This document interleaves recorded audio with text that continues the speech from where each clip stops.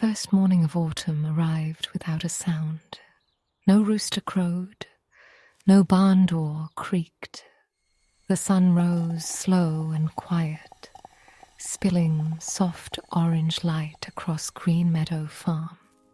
Little Bunny's eyes opened before the rest of the farm. He stretched his small paws above his head and wiggled his nose. Something was different about this morning. He listened for the familiar squeak of Farmer Gray's boots on the porch boards, but there was no squeak. He listened for the clatter of the oat bucket in the barn, but there was no clatter. The whole farm was sleeping. If you have ever woken up before everyone else in your house, you know that strange, quiet feeling. The light is different, the air feels softer. The world is waiting for someone to start it moving again. Little Bunny crept to the edge of his hay nest and peeked out. The pumpkin leaves were heavy with dew. A single crow sat on the fence post, not calling, just watching. Even the crow seemed to be waiting. This was the morning that everyone slept in, and Little Bunny had a job to do. That strange, quiet feeling is a gift, isn't it? A moment when the world says, "Shh, listen." If you would like to share more of these quiet moments with us, you can subscribe to this little channel. And in the comments, tell us, what is the quietest morning you have ever woken up to? Farmer Gray had talked about it last night, under the light of the kitchen lamp. Tomorrow, they would harvest the last carrots before the frost came. Little Bunny had been trusted with the basket, the blue one with the handle that made a soft creak when you swung it. But if Farmer Gray was still sleeping, the carrots would stay underground a little longer. Little Bunny sat on the porch step. The wood was cool beneath his fur. He looked at the garden, at the feathery green tops of the carrots waving in the gentle breeze. They looked ready. He remembered the day he had pushed the seed into the soil. It was warm then, late spring. The earth had been soft and dark, crumbling easily between his paws. He had pressed the seed down, covered it gently, and waited. 77 days. That was how long the seed had spent underground, turning into the orange root that was now waiting for him. He thought about those 77 days. Some days had been dry, and Little Bunny had carried water in a tiny tin can, drip by drip, watching the soil soak it in. Some days had been so hot that he sat in the shade of the pumpkin leaves and just watched. And every single day the carrot had been growing, even when nothing seemed to be happening, even when he couldn't see it. A study from the University of Saskatchewan found that children who touch soil have lower cortisol levels, the same kind of soil that was still cool beneath Little Bunny's paws. He didn't know about studies. He just knew that sitting on the porch, feeling the morning earth against his fur, made him feel calm. The farm waited. Little Bunny decided to check the garden anyway. He hopped off the porch, his paws making tiny prints in the damp grass. The blue basket swung from his arm. He reached the first row of carrots and crouched down. The green tops were tall and thick. He touched one gently, running his paw along the feathery leaf. The carrot beneath was probably as long as his whole paw, maybe longer. He thought about pulling it. Just one, just to see if it was ready. But he remembered what Farmer Gray had said. A good harvest is shared. The carrots were not just for little Bunny. They were for the table, for the winter pantry, for the meals that would keep everyone warm when the snow came. And if he pulled the carrot now, alone, while everyone slept, it would not be the same. The taste of a carrot pulled in secret is not as sweet as one pulled with someone who has waited with you. So he sat down between the carrot rows. The soil was soft. He could feel the roots of the plants beneath him holding the earth together. He closed his eyes and listened. The barn was still quiet. The crow had flown away. Somewhere a bee was already working. Its low hum the only sound in the garden. Little Bunny waited. And as he waited, he thought about the seed. How small it had been. How it had fit in the curve of his paw. How he had tucked it into the earth with all the hope he could hold. Waiting is part of the growing, isn't it? If you would like to stay with us as we watch more seeds grow into stories, you can subscribe to this channel. And in the comments, tell us, what is something you are waiting for that is growing quietly? Then he wondered if the seed had known, when it was buried in the dark, that 77 days later, it would become a carrot that someone would hold in their hand. He wondered if the seed had felt afraid, alone, in the soil. He wondered if it had wanted to push up and see the sun every single day. But the seed had waited. It had grown roots first because roots come before leaves. It had drunk the rain and held tight when the wind blew. It had let the darkness do its work. And now, on this quiet morning, the carrot was ready. Little Bunny opened his eyes. The sun had climbed higher.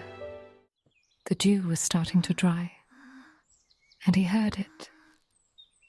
The soft sound of a door opening. Farmer Gray was awake. The boots on the porch. The creak of the old wood. The morning had finally begun. Little Bunny stood up, brushed the soil from his fur, and picked up the blue basket. He looked at the carrots one more time, their tops swaying in the breeze. The wait was over, but something told him that the waiting had been the best part. Because in those 77 days he had learned that growth cannot be rushed, that the earth knows its own timing, that even when nothing seems to happen, everything is happening. Just below the surface, in the quiet dark, Farmer Gray called his name, soft and warm. I'll be back soon. Little Bunny hopped toward the sound, the basket swinging, his heart full of the green, growing morning.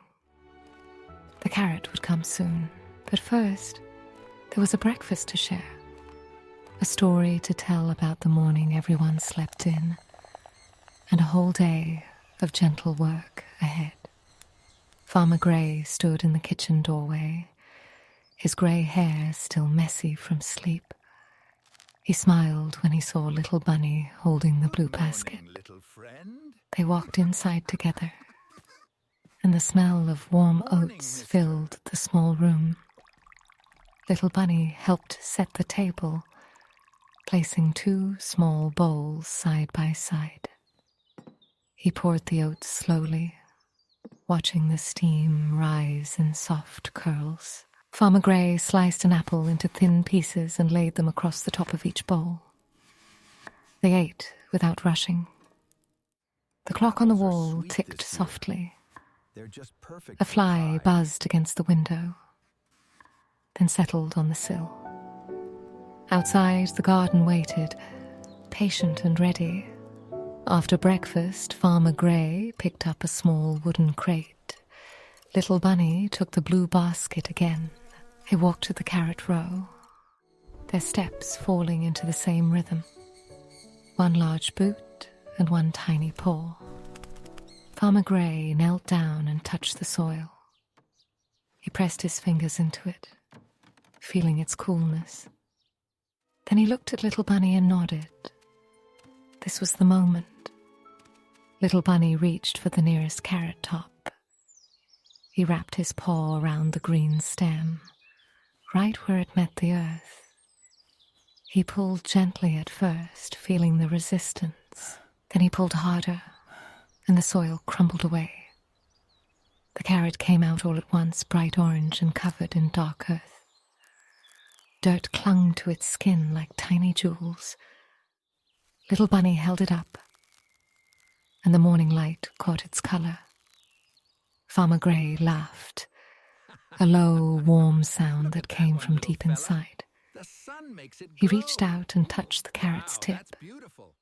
77 days. From a seed no bigger than a speck of dust to this. They worked together, pulling one carrot at a time. Each one was different. Some were long and straight. Others were curved, as if they had grown around a stone. Some were fat. Some were thin. Each one had grown in its own way, in its own time. Little Bunny carried them to the crate one by one. His fur got dirty. His paws ached. But he did not stop. By the time the sun reached the middle of the sky, the crate was full. 37 carrots, all from the same row, all from seeds that had been tucked into the earth when the world was still cold. Farmer Gray lifted the crate and carried it to the barn. Little Bunny followed, his small legs moving quickly to keep up. They washed the carrots in the big metal basin behind the barn. The water was cold and clear. Little Bunny scrubbed each carrot with a soft brush, watching the brown water swirl away, revealing the bright orange underneath. One by one, they placed the clean carrots on a wooden bowl. They were beautiful. More beautiful than anything in a shop. Because these had been grown. Because these had been waited for. That evening, they cooked together. Farmer Gray chopped the carrots into rounds, and Little Bunny dropped them into the pot. The water bubbled, and the sweet smell of carrots filled the kitchen. They ate dinner as the sky turned pink outside the window. Little Bunny chewed slowly. The carrot was sweet and tender. He could taste the soil it had grown in. He could taste the rain and the sun and the 77 days. When the bowl was empty, Little Bunny sat back. His belly was full. His paws were clean. His heart felt the way the garden looked after rain. Quiet, satisfied, and ready for rest. Farmer Gray carried him to the hay nest near the kitchen window. The same nest where he had woken up that morning, full of impatience. Now he curled into it, and the hay cradled him like a second skin. Through the window, he could see the garden. The row where the carrots had been was bare now, but the soil was turned and dark, ready for whatever would come next. Every story ends with a promise of what will grow next. If you would like to see what seed we plant tomorrow, subscribe to this channel. And in the comments, tell us, what seed would you plant in your garden or your heart? The moon rose over Green Meadow Farm. The pumpkin leaves silvered in its light. The crow had returned to the fence post, its head tucked under its wing. Little Bunny closed his eyes. His whiskers drooped. His breath slowed. And in the quiet of the farm, the earth remembered the seeds. And the seeds remembered the waiting. And the waiting had made everything sweet. Little Bunny's breathing grew soft and even, like the slow sway of the tall grass in the meadow. Farmer Gray pulled a thin blanket up over his small body and tucking it around his paws. The warmth settled over him like the last light of sunset. Outside, the wind moved through the empty carrot row, whispering over the turned soil. The earth was bare now, but not empty.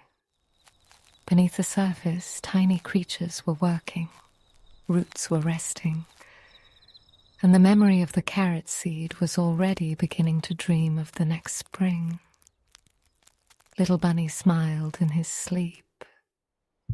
His nose twitched once, then stilled. The last cricket of the evening folded its wings and fell silent. The farm held its breath, and the carrot that had grown from a seed no bigger than a speck of dust, that had waited 77 days, that had been pulled and washed and eaten, became something else. It became a memory, a feeling, a promise kept. Little Bunny's paws relaxed. His whiskers stopped trembling. The moon watched over the farm. The stars did not speak. They simply shone as they had shone for every seed and every harvest and every small creature who had ever tucked their hope into the dark earth and waited. And in the hay nest by the kitchen window, a small bunny slept the deep, quiet sleep of someone who had done exactly what they were meant to do.